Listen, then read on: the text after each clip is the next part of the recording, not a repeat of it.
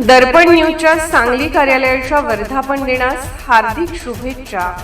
शुभेच्छुक माननीय प्रकाशराव आबिटकर, पालकमंत्री तथा राज्याचे आरोग्य व कुटुंब कल्याण मंत्री.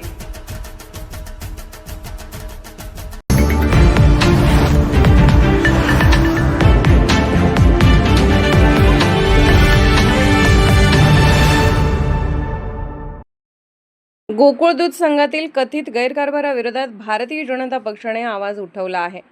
पक्षाचे जिल्हा सचिव धीरज करलकर यांनी थेट सवाल उपस्थित करत म्हटले आहे की तुमच्या संस्था किंवा तुम्ही दोषी नसाल तर चौकशीला का घाबरता.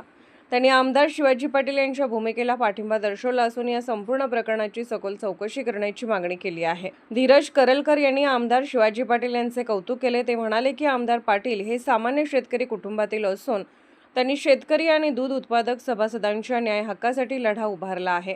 मात्र या लढ्याला प्रस्थापितांकडून विरोध होत आहे.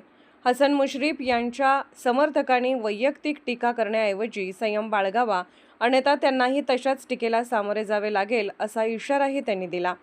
गोकुळ दूध संघात मुश्रीफ व त्यांच्या सहकाऱ्यांकडून मनमानी कारभार सुरू असल्याचा आरोप करत करलकर यांनी सांगितले की या विरोधात आमदार शिवाजी पाटील आणि प्रकाश बेलवाडे यांनी उभारलेला लढा योग्य आहे.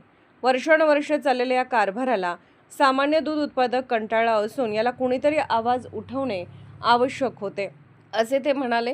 सत्ता आणि पैशाच्या बळावर विविध सहकारी संस्थांमध्ये व जिल्हा परिषदेत पदे मिळवणे थांबवणे गरजेचे आहे, असेही त्यांनी अधोरेखित केले.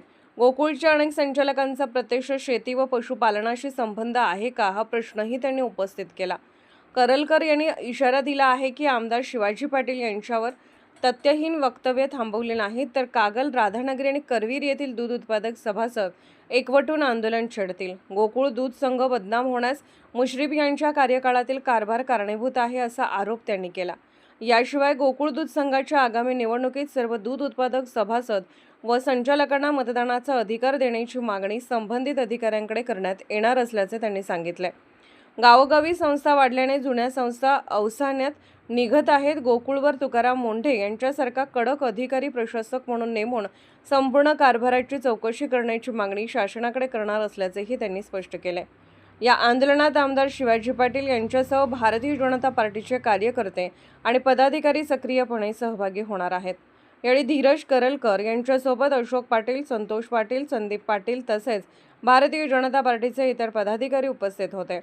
कोल्हापूरहून दर्पण न्यूजसाठी अनिल पाटील. निर्भीड बेधडक बातमीसाठी दर्पण न्यूज चॅनलला लाईक करा, शेअर करा, सबस्क्राईब करा. मुख्य संपादक अभिजित रांजणे, दर्पण न्यूज.